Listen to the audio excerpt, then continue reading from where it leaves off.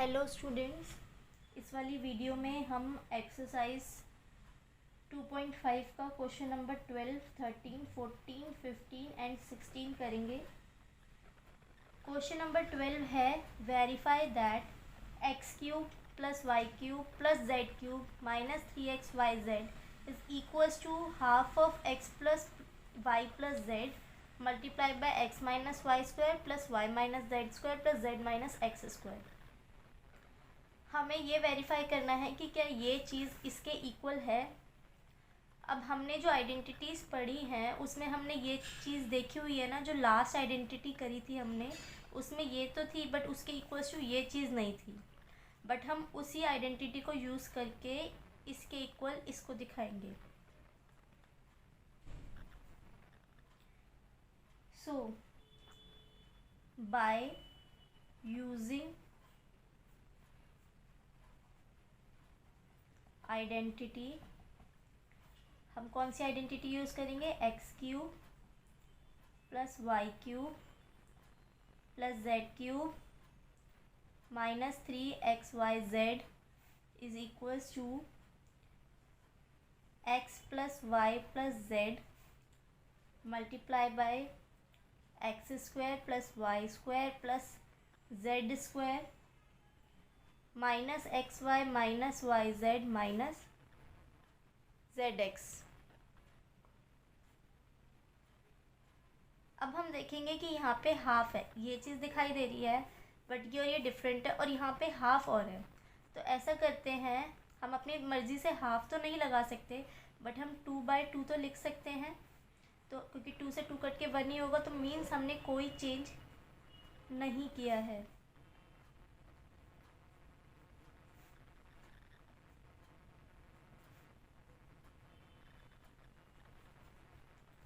अब हम क्या करेंगे, इधर इस हाफ को रहने देंगे। ये तो इतना ही चाहिए था, ये 2 एक्स्ट्रा था और ये भी ब्रैकेट अलग था, तो इस 2 को इस ब्रैकेट से मल्टीप्लाई कर देंगे।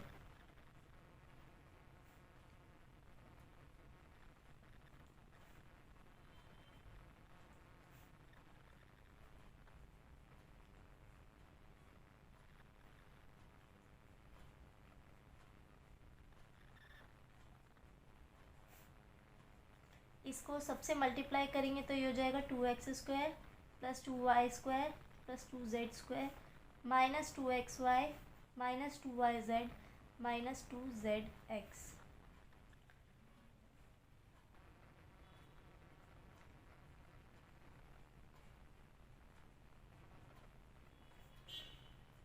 यहाँ पर ये x² 2x² है तो यानी कि ये 2x² है, एक x² प्लस x², इसको लिख सकते हैं।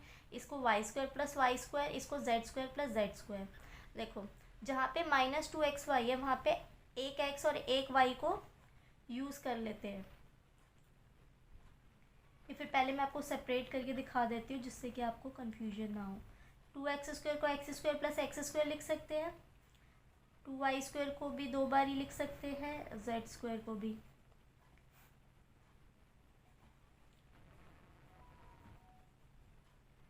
ये आपको पता चलेगा अभी हम क्यों ऐसा कर रहे हैं। अब ये x² प्लस y² एक साथ लिख लेते हैं, प्लस माइनस में आगे पीछे कर सकते हैं, और ये माइनस 2xy एक साथ लिख लेते हैं। फिर yz वाली टर्म्स है तो एक y² और एक z² को लिख लेते हैं और माइनस 2yz। ये zx वाली है तो एक z² को और एक x² को लिख लेते हैं और एक इस टर्म को लिख लेते हैं। 1 2 3 4 5 6 7 8 9 1 2 3 4 5 6 7 8 9 सारी टर्म्स यूज़ हो गई हैं। अब देखो ये यहाँ से यहाँ तक आइडेंटिटी बन रही है ना, x माइनस वाई के होल स्क्वायर की, ये बन रही है y माइनस जेड के होल स्क्वायर की, और ये बन रही है z माइनस एक्स के होल स्क्वायर की।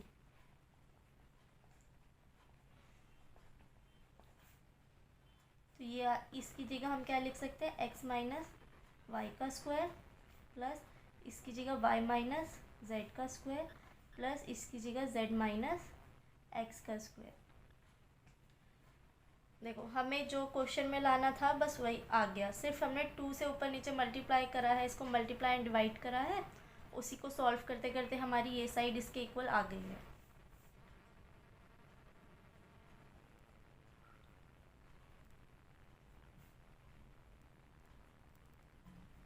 Hence verified.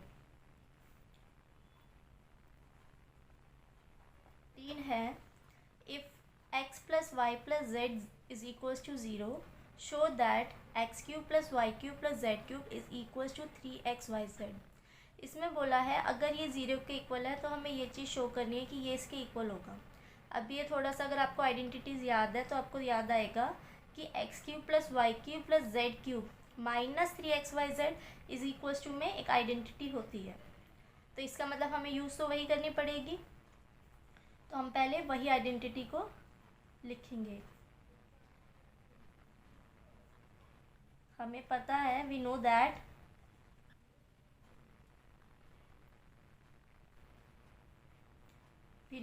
x cube plus Y cube plus Z cube minus 3xyz is equals to X plus Y plus Z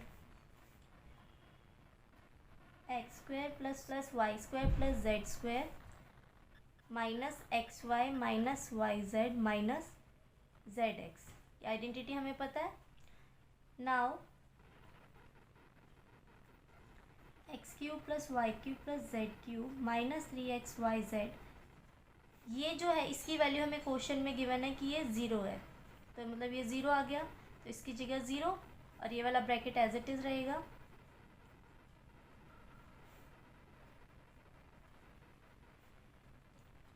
इधर रीज़न दे देना, since x plus Y plus Z is equals to में 0 ऐसा given है। Now X cube plus Y cube plus Z cube minus 3xyz, ये 0 multiply में कुछ भी हो तो 0 ही आ जाएगा। अब सिर्फ इतना बचा है, तो ये हो गया X cube plus Y cube plus Z cube, ये इधर माइनस का उधर जाके प्लस का हो जाएगा। यही चीज़ हमें शो करनी थी, hence shown.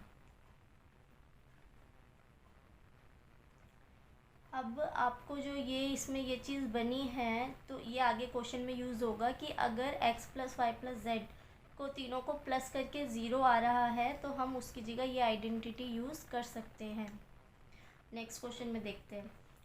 Question number 14, without actually calculating the cubes find the value of each of the following. इसमें बोला है ये जो क्यूब्स दे रखे हैं 12 का क्यूब, 7 का, 5 का क्यूब, इनको बिना मल्टीप्लाई करे हमें इनकी वैल्यू निकालनी है। वैसे तो हम ये करते हैं ना कि 12 का क्यूब निकालते पहले, फिर 7 का क्यूब, फिर 5 का क्यूब, फिर उन्हें प्लस माइनस जो भी होता वो करते हैं। तो उसने बोला ऐसे कैलकुलेट नहीं करना है, हमें फिर विदाउट कैलकुलेटिंग इसकी वैल्यू निकालनी है। तो इसमें हम यही चीज़ यूज़ करेंगे। देखो ये इससे मैच कर रहा है ना, बट ये जब ही लग सकता है जब x plus Y plus Z 0 के इक्वल हो। तो पहले हम वो चीज़ चेक कर लेते हैं। यहाँ पे x हम ले रहे हैं -12, y ले रहे हैं 7 और z ले रहे हैं 5। अब एक बार हम चेक करते हैं कि -12 प्लस 7 प्लस 5 क्या होता है।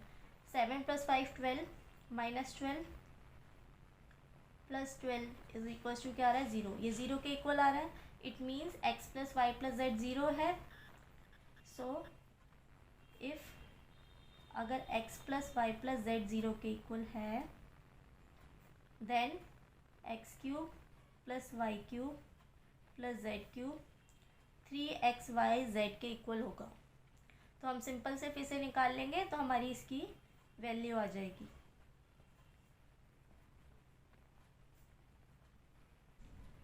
ये किसके इक्वल होगा, 3x की जगह -12 इंटू वाई इंटू जेड की वैल्यू। इन सबको मल्टीप्लाई करेंगे, आएगा माइनस की वजह से माइनस आएगा और मल्टीप्लाई करके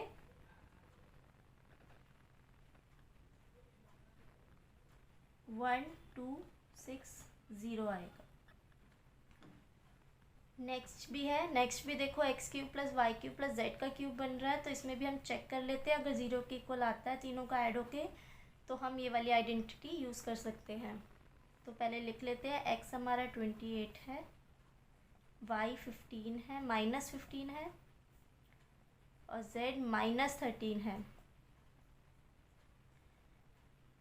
28 प्लस -15 प्लस -13 हो जाएगा 28 -15 -13, ब्रैकेट खोलने से -15 और -13 -28 होता है, 28 -28 0, 0 के इक्वल आ गया है। सो इफ़ अगर हमारे x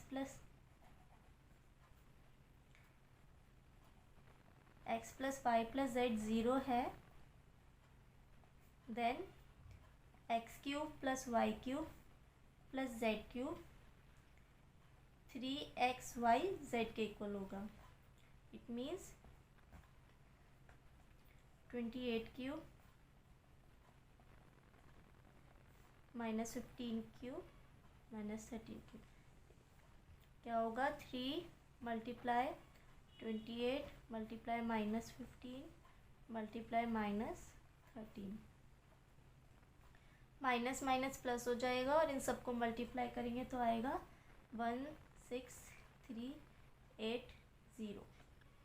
question number 15, give possible expressions for the length and breadth of each of the following rectangles in which their area are given. इसमें बोला है कि अगर आपको एरिया गिवन है तो हमें पॉसिबल एक्सप्रेशंस बतानी है, एग्जैक्टली नहीं बताना है लेंथ और ब्रेथ, हमें उनके एक्सप्रेशंस निकालनी है लेंथ और ब्रेथ की,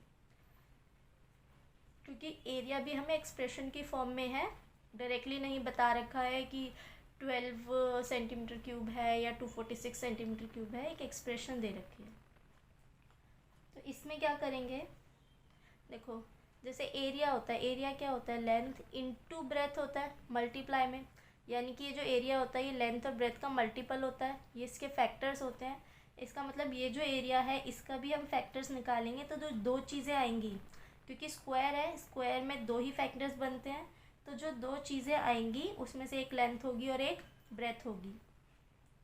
सो स्टार्ट करते हैं, पहले एरिया लेते हैं।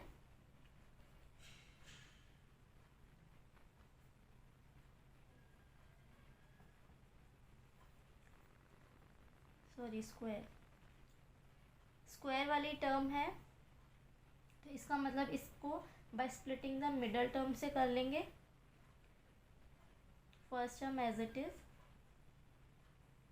35 के लिए स्पेस छोड़ते हैं, बाकी as it is. Middle term को हम स्प्लिट करेंगे by splitting the middle term. 25 और 12 को क्या, 25 इंटू 12 होगा और वो प्लस माइनस होकर 35 आना चाहिए।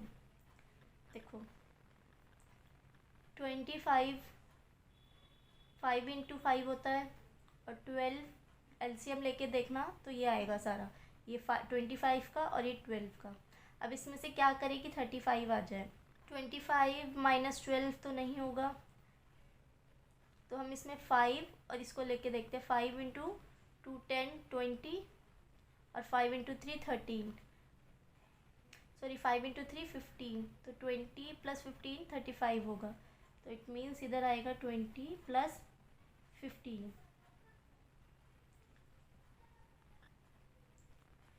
ये हो जाएगा -20a plus minus -15a plus 12। दोनों में से कॉमन क्या आएगा, 5 और a, 5 माइनस 5a, इसके पास a स्क्वायर था तो एक a भी बचेगा, 5a माइनस 4, इसमें माइनस है तो इधर माइनस आएगा, दोनों में से कॉमन 3 की टेबल पे जाते हैं दोनों, तो इधर ये 5 पर जाता है, a का a, बाहर माइनस है तो ये वाला साइन चेंज हो जाएगा, और 3 की टेबल में 12 4 पर जाता है, तो ये दोनों ब्रैकेट सेम आ गए तो ये कॉमन आ जाएंगे, 5a माइनस 4 और एक हो गया 5a माइनस 3, तो ये दो फैक्टर्स आ गए। ये कि एरिया का फॉर्मूला क्या होता है, लेंथ इनटू ब्रेथ। तो जब ये एरिया था और ये आया उसका फैक्टर से लेंथ इनटू ब्रेथ हो जाएगी। Therefore possible expression for length, वैसे तो एक्सप्रेशन से तो कुछ भी लिख सकते हैं, बट इसमें आइडिया हो रहा है कि फर्स्ट तो सेम ही है, 5 है। बड़ा माइनस होगा तो वो नंबर छोटा आएगा, छोटा माइनस होगा तो बड़ा, यानी कि ये लेंथ हो सकती है। And possible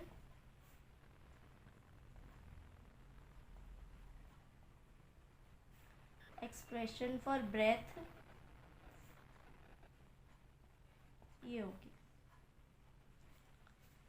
same next part भी ऐसे ही करना है।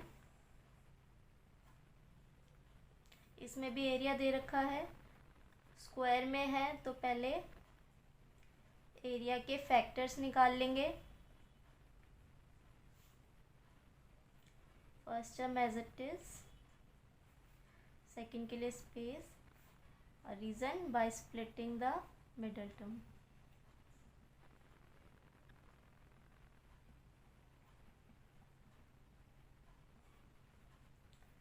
थर्टी फाइव और 12, 35 के निकालेंगे तो 7 इंटू 5 होगा, और 12 का 2 2 3 होगा। तो 35 माइनस 12 तो 13 आएगा नहीं। सो 7 को इससे 7 इंटू 2 इंटू 2 28, और 5 इंटू 3 15, ये 13 आएगा। तो 28 माइनस 15, ब्रैकेट्स ओपन करेंगे,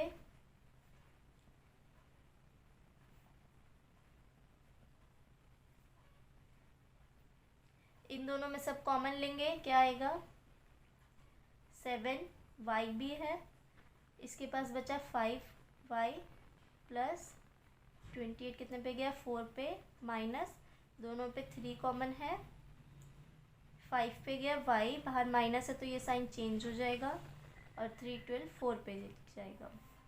अब दोनों में ये ब्रैकेट सेम है तो ये ब्रैकेट कॉमन ले लेंगे,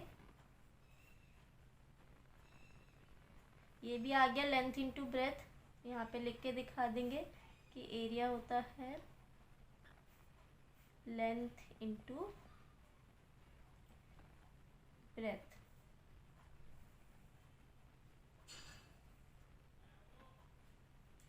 Therefore possible expression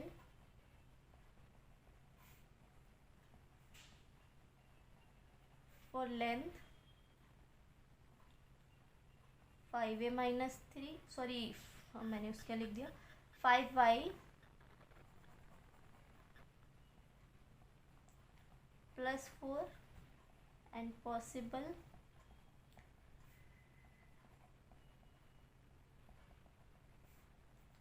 expression for breath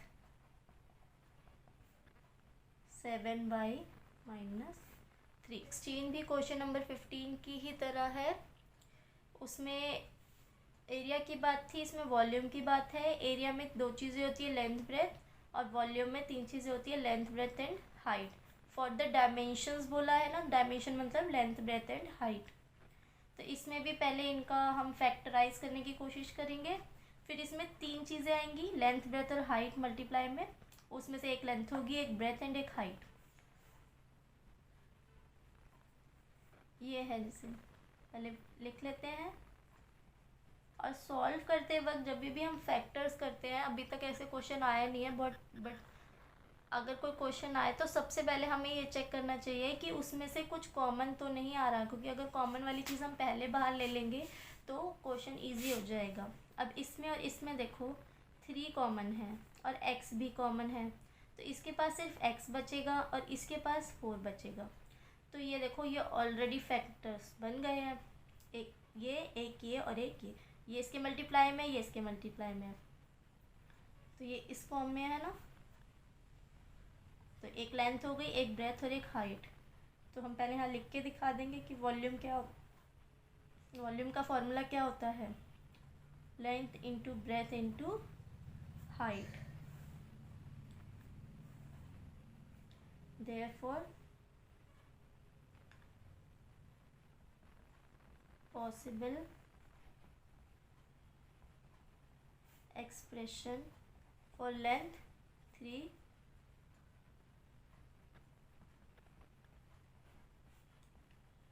possible expression for breadth x,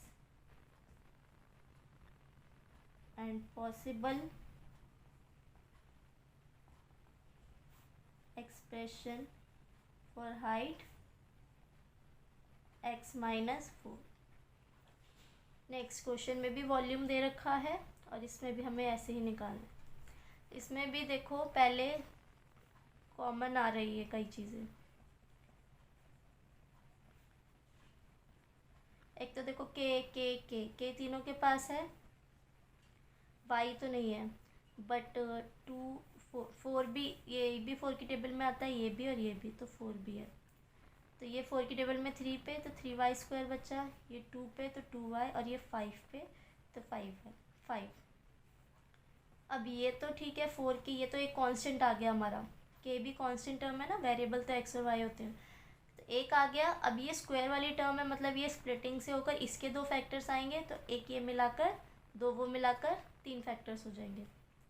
तो इसको भी हम स्प्लिटिंग द मिडल टर्म से करेंगे। 2 लाना है और 3 इंटू 5 15, 5 माइनस 3 ही 2 होता है, सिंपल लिख देना bye splitting the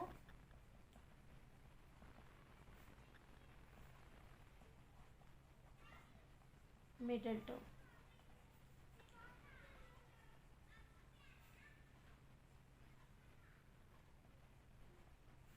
plus 5y minus 3y minus 5, इन दोनों में से कॉमन आएगा y बस, तो ये बचेगा 3y प्लस 5। इन दोनों में कुछ भी कॉमन नहीं है तो माइनस, कुछ नहीं कॉमन होता तो 1, बाहर माइनस है तो माइनस, ब्रैकेट में 1 है तो सेम ही रहेगा, बाहर माइनस है तो ये साइन बस चेंज हो जाएगा।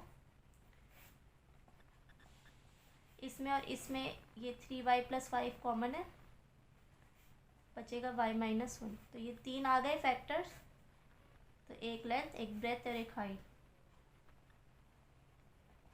therefore possible expression for length 4k,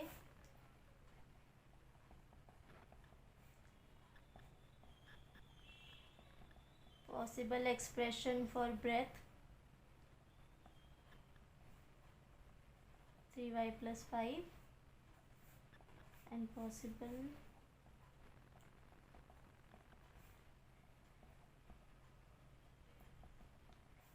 expression for height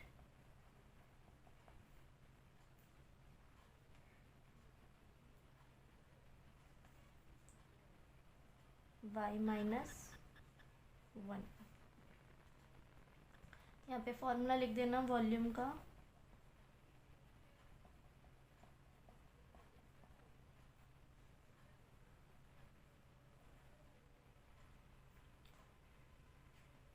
सो ये एक्सरसाइज भी आपकी कंप्लीट हो गई है 2.5 और ये चैप्टर।